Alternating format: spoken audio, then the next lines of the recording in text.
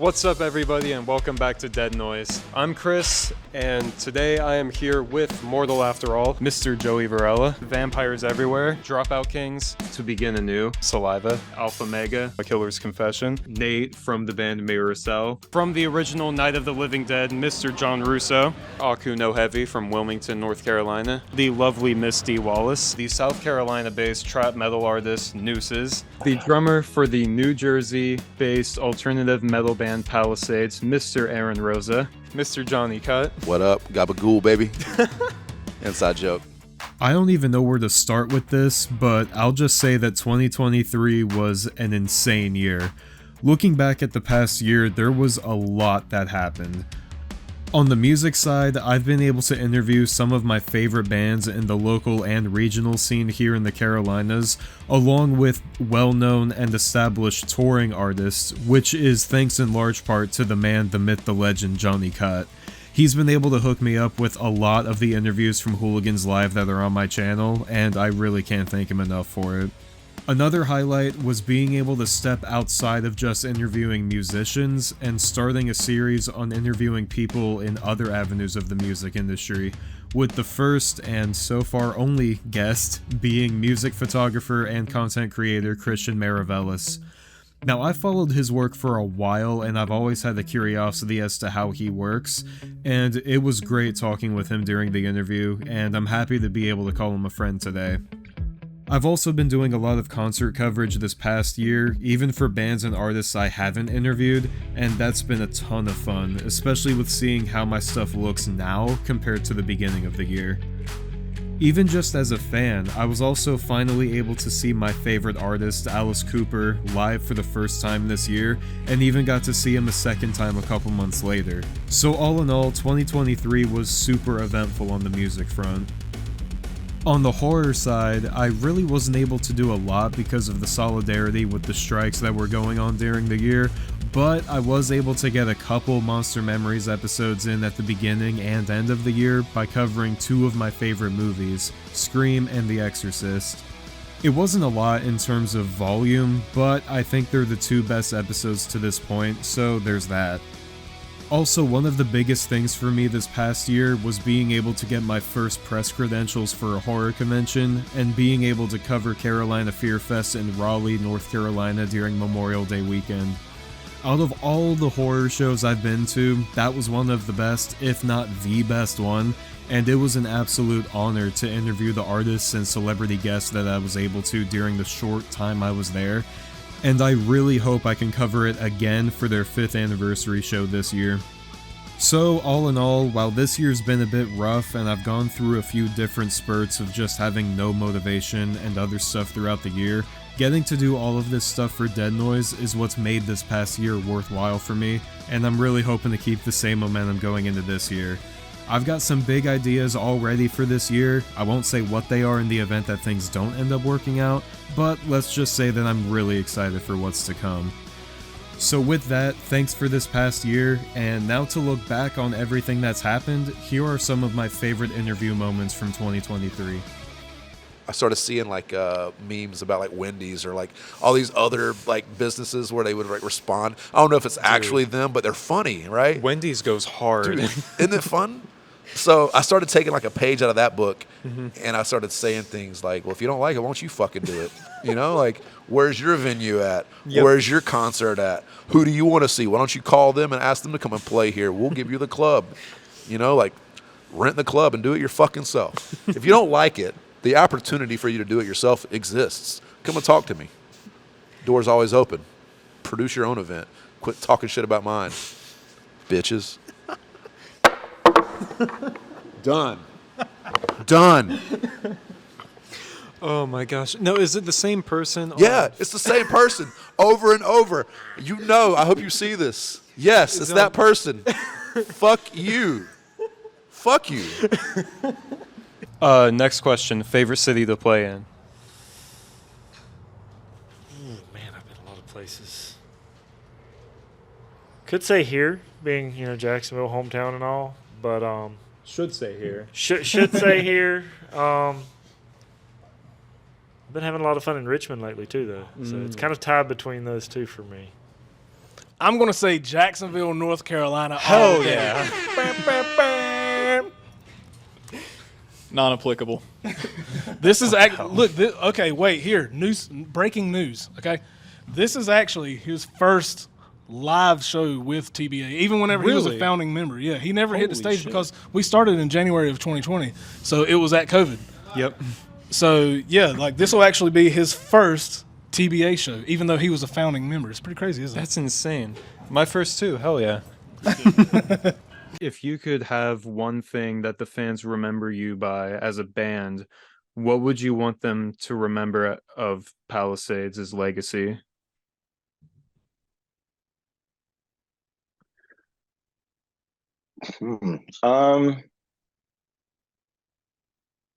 There's a lot, but I think the most important thing would be that as far as our legacy goes, the one thing that I've always heard, even in the Mind Games era, which is actually very funny because the Mind Games era is so not what I would expect to hear this particular statement from, but throughout our career, we've always heard that our music has just helped people. Whether it be from helping someone deter themselves from making a serious decision, either about their life, no matter what it may be, getting them through depression, getting them through a good day. You know, I think that our music is always just, if you're willing to listen to our music and willing to embrace whatever we have to say for whatever song may connect with whoever it is, like the fact that music can alter your mood, it can, you know, it could pick you up. You can listen to someone and say like, okay, like it is very cliche to say like listening to another artist and be like, oh wow, they feel the same as me. But you know what? That's the great fucking unifier about music. Like, yeah, you are able to relate to somebody else and hear their story that might be very close to you in your own way. You know, when, you know, I won't get like too into it, but like when my dad died, that song Frey, I wrote a couple of lines of lyrics for that song. And particularly the one, first verse, I'm waiting on a prayer that God will never hear. And I've heard people say to Brandon at that point, you know, how much those lyrics have like changed them and helped them. And I'm not ever one to be like, oh, that was me or whatever. But it's like, you know, writing that made me feel like, okay, this person is going through some bullshit right now, and it fucking sucks. And I know what it's like, and I know what it's like to feel a certain way. And I think that's just kind of it. It's just being able to relate. And I just want people to enjoy your music, whatever emotions you may be feeling or whatever, because, you know, I don't know what I would have done without some of my favorite bands and songs and albums. You know, I would have been fucking miserable. And I, as much as there are people out there in the world that say that they can relate to you, you might not be able to connect with that kind of thing. You might not be able to connect with a person on a screen all the time. And when you listen to something like music and there's certain vibrations and frequencies that just resonate with you, and that resonates with you, there's nothing like that. So whoever is able to resonate with our music, I just want them to keep resonating with it. And that's our legacy. And, you know, even on I know that we won't be playing anything off of our fifth record, but that's still not to say that it can't be enjoyed either. So throughout our whole discography, if you're able to feel something, you know, feel it to the extreme and like get it out. And I think that's the thing, you know. We were never trying to be like a haven for anybody, but it just happened that some of our songs happen to be that. Even something as obscure as, you know, come over and watch Netflix. It was the original Netflix and chill. Mm-hmm. So we were on that before that fucking trend happened. I will say it. We were on that. But, you know, I think that's what it is. It's just, as long as they keep listening, that's all that matters. From Ashes to News on tour with 3 Days Grace and Shinedown. So, I mean, we would fit right in with that. So, Yeah. we're kind of, exchanging the vibe. Oh it's pretty similar in a way for sure. Also, people aren't fans of just one genre of music, or at least there's a group that are like that. But most people like a little bit of everything, and and I think we're going to do a good job of warming up the stage. And they're definitely when they come out guns a-blazing, they're going to light the fucking They're going to place rip it a up, new so. one. Oh yeah. Yeah, for sure. Yeah, for sure. Oh, man. Well, with this being your first show as a band, what can fans expect from an Echo Stone performance after this? I would say high energy and just good old-fashioned rock and roll, Pretty much. Yeah. Yeah. No Yeah, bells. for sure. Yeah, no crazy bells Nailed and it. whistles. We're just going to get up there and just rock the hell out with passion and have a good time, man. That's what it's all about for us. So we're just going to go up there and do the best we can and have fun doing it. That's and, right. And hopefully the fans enjoy it and we make some new fans. Yep. That's the point. So. Absolutely. What So- happens in Vegas? Stays in Vegas. Shh. Don't ever talk about it. Don't ever talk about it. Nothing happened. Nothing happened. I slept in a hotel room. Maybe a van or a bus. It was a bus. It was a full bus. Yeah, so everybody That had was a a nice bus. bus. Yeah, it had its. It wasn't the nicest I'd ever been on. Let me just say that. Like not downing it and not mad at it. There's people who are like, oh, fucking guy was in a bus, so he couldn't be that bad. Like fucker, he were in a fucking van. Fuck this guy. Or in a Toyota Corolla. My name's Shifty Shellshock from Crazy Town. I'm touring in a fucking Dodge Caravan with a fucking air mattress in it. No, the bus wasn't that bad, man. It's definitely, it beats the alternative.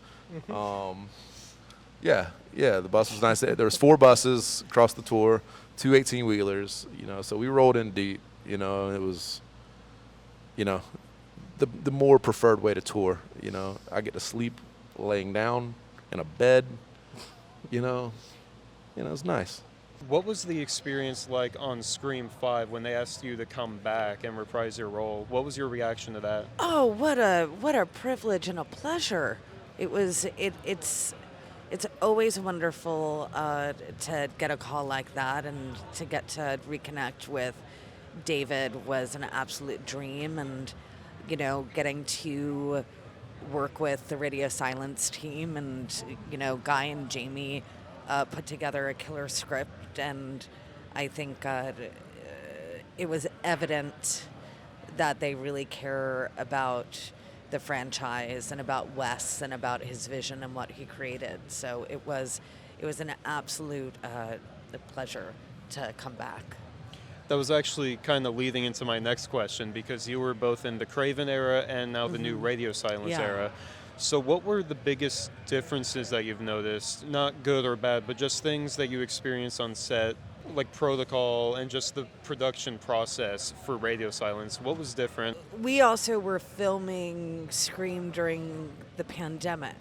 Right. During COVID. So there were all sorts of things that were transpiring on that one that we didn't have to experience in the third Scream, but really just the similarities is really just kindness and there to have a good time and very clear direction and very much a familial atmosphere. So if and when Scream 7 gets greenlit and announced, if they call you to reprise your role again for Scream 7, you wouldn't hesitate to say yes? Absolutely not. I mean, I'd be there in a flash. Last time we saw you, it was the 40th anniversary of E.T., and now here at Carolina Fear Fest, we're celebrating the 40th anniversary of Cujo, your favorite. I'm older, iconic. I picked number 2. When you think of the memories from that set, I know it was a very physical and grueling shoot for you. Boy. When you think about that production, what were the positives from that you look back on with a smile on your face? Oh, working with Danny Pintaro, working with Louis Teague. I mean, we really were a family. We had to be in order to get through that shoot. But I love that kid, man. He was amazing to work with. And the dogs, there were 13 dogs. And I just wish I could have loved more on him, because when you're working with him, you're not supposed to be too intimate with the dogs. And is it true that they had to tie their tails back because they Yes. kept wagging? Yes. Oh my gosh. They were all trained to go after toys, so they were. Did you have a favorite scene in the film, whether it was from a production perspective, one that was really challenging, or just a scene in general that sticks out to you personally? Well, maybe one of the most challenging was me getting set on fire. We ended up getting, because we didn't know if I was going to die, but we had it planned out pretty carefully, and we ended up doing 3 takes, and they all ended up in the movie, 3 different angles. And I had, Carl Hardman formed a puddle of gasoline. George and I set the camera up, set the shot up, because I was being the assistant cameraman as well as the head ghoul right then. And so he made a puddle of gasoline around my feet and up my leg and back. And on action, Carl would throw a match into the puddle, and zingo. I had to stagger like a ghoul until I felt my hair being singed. And then I would fall and roll over this hillside where people were waiting with furniture blankets to smother the flames. And Carl had this delighted look on his face, because sometimes there was dissension between me and Carl a little bit. And I used to say that I didn't know, he probably wouldn't care if I did go up in flames, but he was glad we were getting such a great shot for our low-budget movie. How would you describe trap metal? And for you, as far as inspirations go, which genre came first for you? Oh, trap metal, man. I call it hype music. Mosh rap, scream rap. It goes by a bunch of different names. Some people call it shadow rap even, like if you're talking like Suicide Boys. Yeah. Some people would group me in with that stuff. But personally, metal came first. I actually did metal for 10 or 12 years before I started rapping. And I started rapping because basically I got tired of relying on 3 or 4 other guys. Yeah. Anybody in a band can relate to that. Now I can just buy music and write it, and alter it to my own fitting. There's no ego tripping, nothing like that. I can just lock myself in the room, man, and do it alone. That's pretty much how this all came about. This is all this guy's fault, That's bro. That's a fat lie, and you know it. No, it ain't. No, I was just talking about how, like, sitting back here and, like, it's not really it's like an extension of the office and the storage area.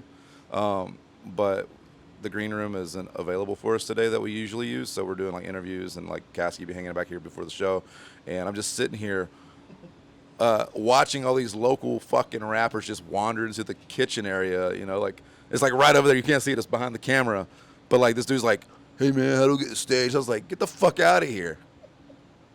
Fucking local rappers. Motherfuckers. And as far as your lifestyle goes, something you've taken a lot of pride in is sobriety. Yes. And I think that's very refreshing, because a lot of creative people don't really pride themselves on being sober. Yeah. I'm straight edge, so I kind of understand that. Yeah. Respect. How does that impact your creativity? Have you seen any change in the way you make songs? Well, I think that what it was is that when I was growing up, I like idolized troubled artists, like the troubled artists, like the Kurt Cobains and the Jimi Hendrix, and and I got to this point where I started to see a lot of like rapper peers dying from drug overdoses and stuff like that, and I just had this realization that like I'm gonna be a leader, and whether I want to or not, because Kurt Cobain and Hendrix and all these guys, they were leaders, and they weren't really necessarily being like intentional about where they were leading people, because even if you are just being honest about your pain, if you're not like actively trying to heal from it, you're gonna lead people to like accept their pain or cope with their pain with drugs. And I did that for a long time, and I just had this realization of like, am I gonna be the artist that's like leading people to destruction, or am I gonna be an artist that leads people to like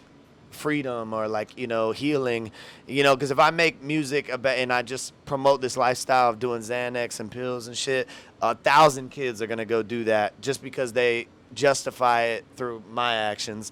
And if I get sober and I change my life up, 1,000 kids might head in that direction too. So I just had like some tough truths with myself. And next month I'm coming up on 4 years sober from hard drug or like pills or anything like that. Congratulations. So yeah, thank you. So I don't know.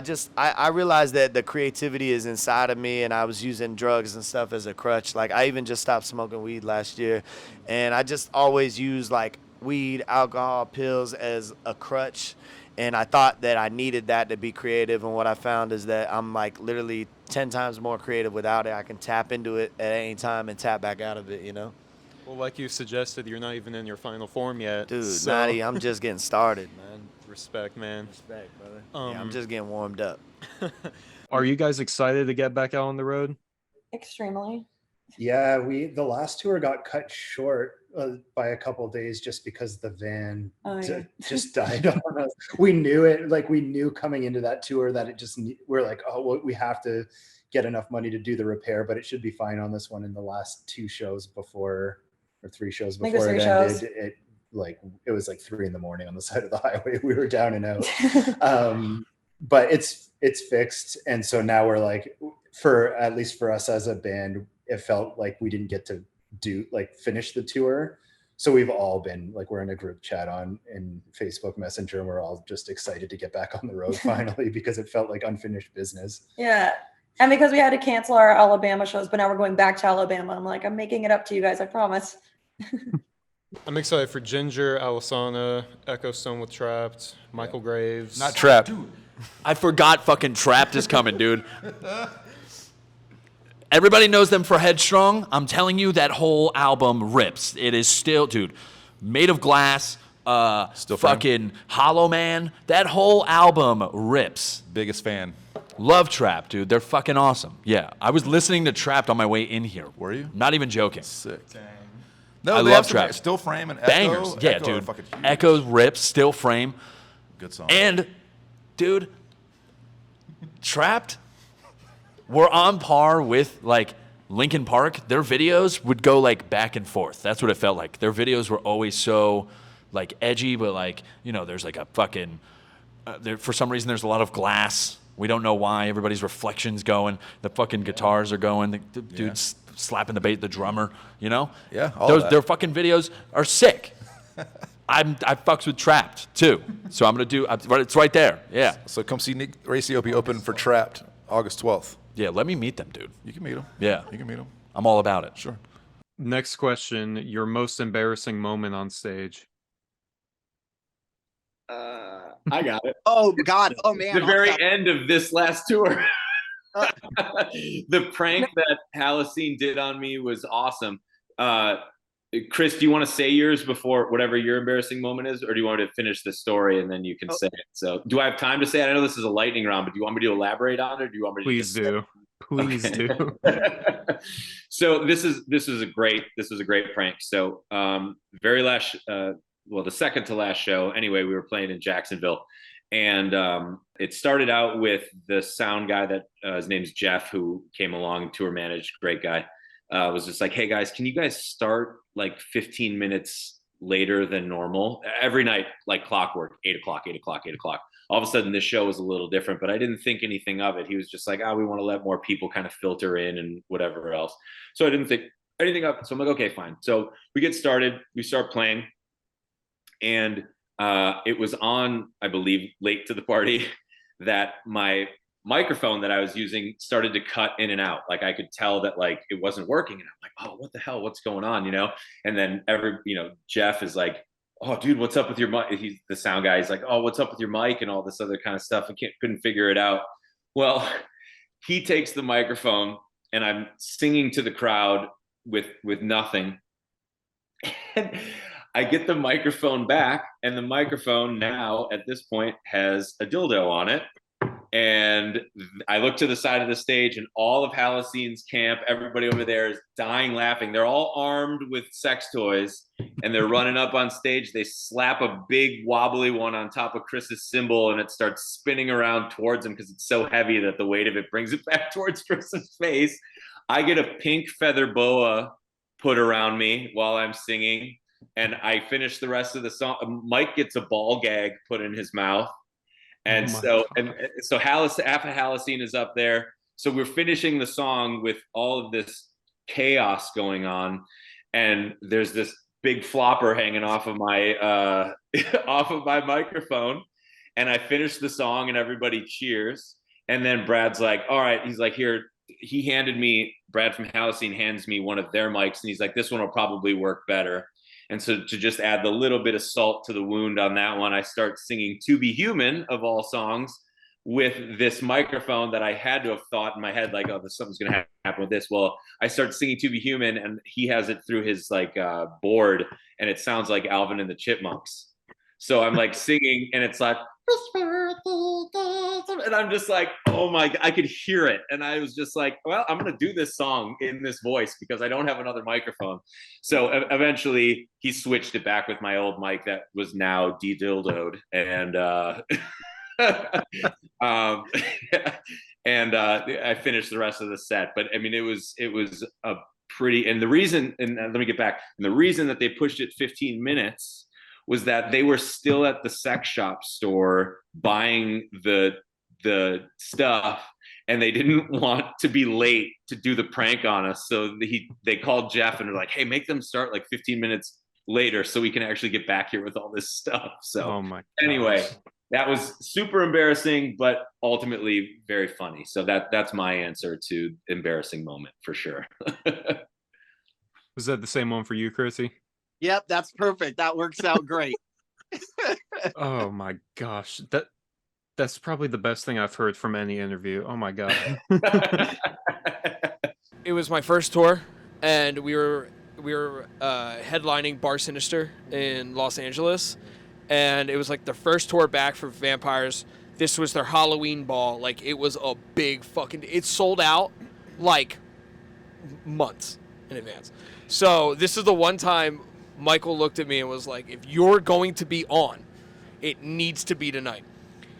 My kick pedal came off of my kick drum, and I fucked up Teenage Dream. Oh. And all I remember is him just, because I'm fiddling with it. It's the whole, like, literally half the set. It's fucking around. There's a sea of people. I am scared so, dude, it was so bad. And then I fucked it up because I came in too early, and I looked up, and he's at my kit, just giving me that face. and immediately, the first thing that I ever thought was, well, I'm fired. And I was like, there it is. I was like, cool, one tour, great. And I remember running to the bus afterwards. I was like, before you fire me, let me explain. And he goes, actually, I thought you did great. I got so drunk that night. I got bashed in the face with my own mic because I thought it was a bright idea to hop in the mosh pit while screaming, and it was just like going back and forth to my face. So security had to pull me out of that pit like ASAP because my nose was like starting to bleed. So that was a fun time. Is that why you cup the mic now? Yeah. Yeah, I think so. That's a good, I never thought of it that way, but I think so. I'm a psychologist. What can I say? Sigmund Freud over here. For anybody that might think that they want to work in this industry and be on the road or work for publications, any sort of music photography in general, are there any words of advice that you would tell them? I think just keep going, and like things will come up. Like keep that like nice constant workflow. Keep shooting those publications to because obviously people are going to want experience and stuff before. So keep shooting those publications and getting there. Don't undersell yourself, because I've done that a bunch. Still to this day, I struggle with that, like rate wise, but don't undersell yourself. Like, know your worth with it. People will pay that worth, and overall, I think that's just the main thing, is not underselling yourself and keeping constant with content. Recently, you announced the release of a new album, Levitate, and the new single is Fuck You Forever. Mm-hmm. My favorite title in the history of music, by the way. It's such a good one. So what can you tell me about the meaning behind that song and what you're excited about with this new album? So that song is pretty self-explanatory. I wrote about a girl that I was dating at the time. Well, not really dating, but whatever. It was like on the tail end of it, and I just fucking hated her. So I wrote the song about it. She was a really shitty person, so fuck her. As for the record, it's different. It's definitely not Welcome Home, but it's more what I feel like we wanted to sound like, or what we've always been trying to go, like the direction we've always been trying to go. And new metal in the last year or so has kind of had a bit of a resurgence, hasn't it? That might be obvious. No, you're right though. I think it's partly to credit for bands like you guys, From Ashes to New. So, thanks. How does it feel to kind of be the new front runners of the genre? Do you guys really see yourselves that way? Dude, you're asking really fucking good questions, Yeah, bro. honestly, like, for once. Yeah, are we allowed to like? Yeah, are we allowed to cuss? Okay, okay. Absolutely. Shit, awesome. Fuck yeah. But no, you're right. Yeah. I mean, dude, if you know, it's funny. Like people will say that, and it feels crazy because what gave me one of the driving forces behind this band, besides like all the history and stuff, was like basically. I saw, like, before we came out, it was all about, like, Neck Deep and Modern Baseball, and it was all, like, this pop-punk thing. And then I started feeling this resurgence of, like, new metal and all this stuff. I'm like, oh, this is the time, right? Yeah, and then, so now just kind of see, like, just even what you said, you know, it's like being the small guy and then coming up, and then now people are, like, looking at us as, like, whatever people make of us, you know, it's surreal and it's very humbling and it's really cool, and like but it also gives you like mad imposter syndrome, if that makes sense, you know, because we're just living, you know, it's like you could tell from this interview we're just having fun. You guys are starting to give me imposter syndrome complimenting my questions. I'm like, nah. No, you're like the Nardwar of metalcore right now, dog. I'm Nardwar without the gimmick. No, you have a gimmick for sure. You're just being you, bro. That's our gimmick. I appreciate it, of man. course. What can fans expect from the new music from a sonic perspective? Wow, I think. Oh my God! Be ready to want to hear them in a coliseum. The song sounds so wide, and there's so much depth and intricacy and powerfulness, if that's a word, in the songs, and balance as well. I think a lot of what you see in Undertow and Into Nothing is part of us exploring those first steps into our first EP, right? And how we were creating that balance. And Kane just really helped us to perfect that. So I think really just an exploded version of what you heard in Perfect Drug that literally is just gonna make you realize that it is something that you haven't really heard before. I think it's going to be hard for you to choose a favorite. Like all 5 songs that we wrote with him, like they are so catchy. Like it is. I've been listening to the scratch tracks, like it's not even done being mixed and mastered yet, but like they are so catchy that I'm bumping to my own music, and I don't normally do that, you know. But okay, well, I don't know. I'm pretty cool. I'm listening to it. I'm listening to it nonstop, and like it's just so catchy. But yeah, he embraced like Oscar didn't have to write like a rock rapper. I didn't have to sing like a rock singer. There might be some places where like I was able to explore some more pop style vocal or you know, or a more croaky, I don't know, just different types. We explored so many different styles. That's what I'm saying. And it's catchy and just I can't wait for you to hear it. Is it kind of like that video you made where you rap and it was like the rap battle between you two? You're gonna have to listen to the album because maybe I'm hitting those high notes on this on this one, and Elisa's dropping the raps. No, but Not those sick ass beats. yeah, exactly. That's what I'm saying. But really, it is something unexpected. I think you know, because of our sound, because of the typical genre that we might fit into, right? There is an expected sound there. That we crushed. Yeah, we that we smushed just it. We put it in a crushed. box and we kicked it away.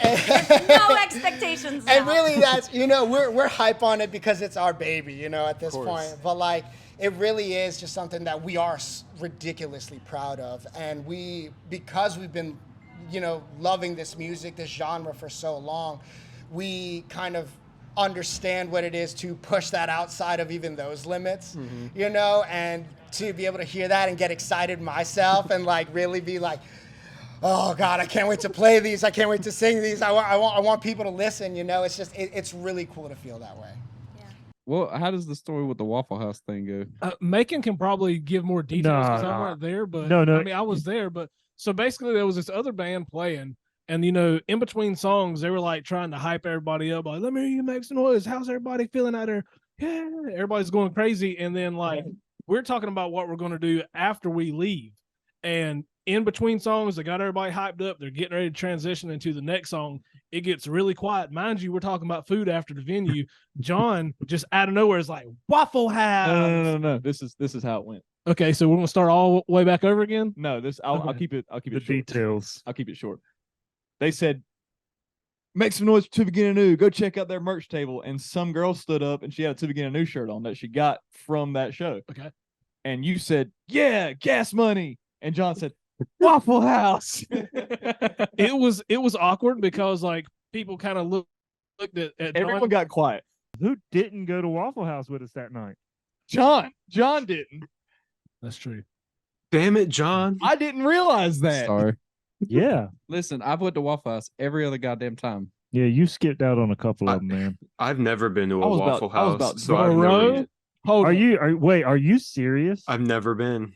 All right, What? next You're time coming you're with in our us. show, you're coming with You're us. coming with us. It's an experience. This is not an invitation. This is a demand. Hold on. I got This is homework. No, it was way louder than that. No. It wasn't even a whisper. Like Bro, you everyone yelled- in there. I can't do it in the mic. I can't do it. Yeah, in the don't mic. do it in the mic. Can't do it. Yeah, every time you guys get loud, the interface is clipping like hell. It's just I've been like, I'm actually trying to focus on that and not yell into the mic. But yeah, okay. So Sounds here's the good plan. here. Next time that we have a show that you're able to come to, if we're in the vicinity of Waffle House, which is always, you're definitely coming with us, and you're gonna be on our tab. So we'll get you everything, bro. We'll get you the eggs, the bakey, the sausage, the pancakes. You like chocolate chip in your pancakes? Of course. It's Okay. waffles, dude. In all Okay. fairness, It's waffles, You bro. don't get pancakes. You haven't sexy, had. man? You haven't experienced it until you've had the Texas steak, bacon, no. patty melt, bro. No. It's You the gotta- all-star. It's gotta all get- about the all-star. You got to get the All Star with the hash browns and the bacon. You got to Okay? get cheese on the hash browns. though. Yes, you do. Yes, you do. With longevity, you play a lot of the same songs every night. Does it ever get stale for you, or do you feed off of the crowd when they hear like your Definitely most? not, man. It's my show. That's what I do. And we have a huge catalog, so we can alternate those songs and modify them for the crowd. But it's really the crowd that always makes the show. Essentially, if you got the basic ingredients, a band that knows how to play the songs, sound man, incredible interviewers, and that's all you really need. And then the most essential part, and any band will tell you, this is always the audience, because the audience is really where you get the voltage from, Trap metal is such a fine line, it seems, because number one, it takes a special breed to make this kind of music, but but you also have a wealth of influences from both the hip hop rap scene and also the rock and metal scene. Like you and I, we talk about 3 Days Grace, Rain City Drive, all these bands.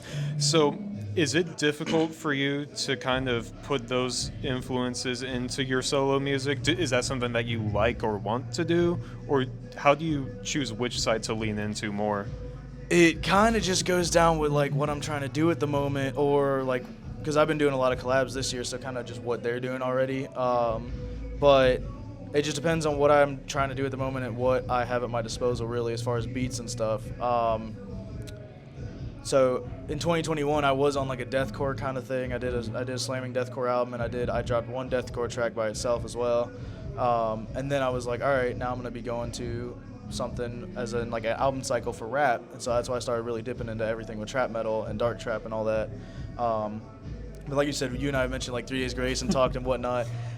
Every time, dude, even all the way up here, and for the past like 3 weeks, I've been listening to nothing but the 3 Days Grace and Disturbed discographies. I was like, I just hooked. So I definitely want to do more stuff like that, more genuine hard rock, metal and whatnot. I am doing some more metal. I got a deathcore track, 8-minute long, 7 vocalists, one dropping next month. Jesus. Anti-predator, anti-rapist, all that good stuff. So it's gonna be heavy, but it is more like auxiliary. So I definitely want to do more of that, but It's just what I have going for the schedule at the moment. I have everything stacked up through 2023, through at least half of 2024, and I still don't want to get off of the trap metal until I start.